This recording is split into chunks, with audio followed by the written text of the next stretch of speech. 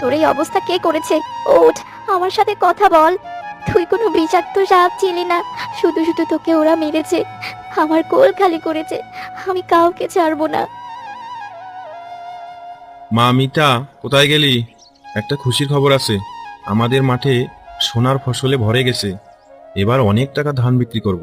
আর তোর লেখাপড়ার খরচ চালাতে আমার কষ্ট হবে না। সত্যি বলছো বাবা? তাহলে তো আমাদের আর কোনো চিন্তা নেই। হ্যাঁ রে মা, খুশিতে আমার মন ভরে যাচ্ছে। ভাবছি 2 দিনের মধ্যেই ধানগুলো কেটে আনবো। কিরে, তোর কি হয়েছে? সকাল ধরে দুই মা মেয়ে তো খুব ঘুরে বেড়াচ্ছিলে, হঠাৎ করে মেয়েকে রেখে কোথায় চললে? আমার সর্বনাশ হয়ে গেছে। আমি আমার সন্তানকে চিরদিনের জন্য হারিয়ে ফেলেছি। কিন্তু আমার একটাই আফসোস, আমার কামড়ে কোনো মানুষ মরে না। যদি মরতো তাহলে আমি কাউকে ছাড়তাম না। তোর কামড়ে মরে না তো কি হয়েছে? আমাদের বংশের ছোট ছোট ছানারাও যদি কোনো মানুষকে কামড়ে দেয়, তাহলে তার মৃত্যু অবধারিত। হ্যাঁ জানি, কিন্তু এটা আমাকে কেন বলছো? তুই সারা জীবন বোকাই থেকে গেলি। আমরা আছি তোর সাথে। আমার মতো সাহসী সাপের বংশ এই জঙ্গলে এখনো আছে। আমি সবাইকে নিয়ে 2 দিনের মধ্যে ওই মাঠে হামলা দিব। দেখি কার সাধ্য আছে ওই মাঠে পা রাখে। এটা করা ভালো হবে? এতে তো মানুষের জীবন বিপর্যয়ে পড়ে যাবে। তোকে এত কিছু ভাবতে হবে না। এবার তোর সন্তানের প্রতিশোধ আমরাই নেব।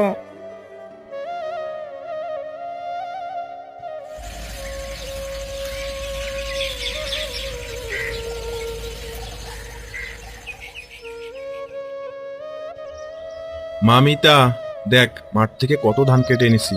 আমাদের উঠান ভরে গেছে। হ্যাঁ বাবা, এবার অনেক ধান হয়েছে দেখছি। আমাদের আর সারা বছর চাল কিনতে হবে না।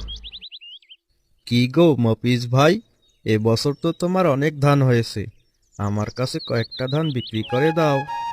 না ভাই, আমি ধান বিক্রি করব না। এখন শুধু বাড়িতে এনেছি। ধান ঝেড়ে তারপর যেটুকু ধান পাবো এগুলো দিয়ে আমার সারা বছর চলতে হবে।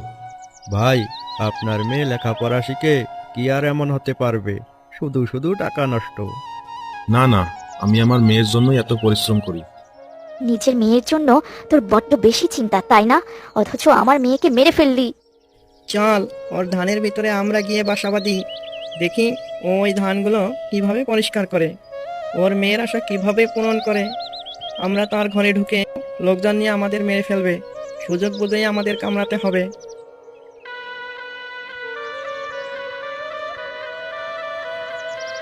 এরপর সব সাপেরা গিয়ে সেই ধানের মধ্যে বাসা বাঁধে। আজকে কয়েকটা ধান ঝেড়ে রাখি। রমেশ ভাই, তুমি আমাকে সাহায্য করো, বিনিময়ে আমি তোমায় টাকা দেব। ঠিক আছে, চলো।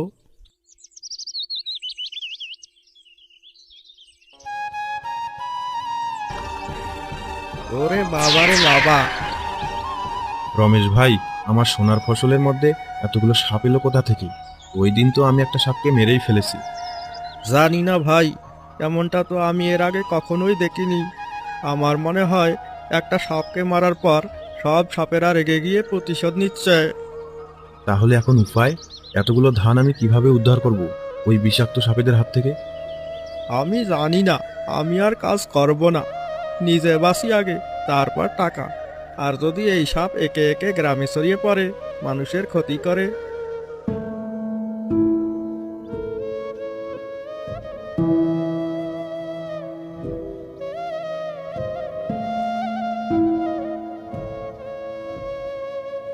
বাবা, আমাদের ফসলের কোনো প্রয়োজন নেই। মাকে হারিয়েছি, আমি তোমাকেও হারাতে পারবো না। তুমি ওই ধানগুলোর কাছে আর যাবে না। তা বললে কি চলে রে মা? আমি কিভাবে নিজেদের কথা চিন্তা করি ঘরে বসে থাকবো? আমি তো তাহলে স্বার্থপর হয়ে যাব। কিন্তু বাবা। না রে মা, তুই আমাকে বাধা দিস না।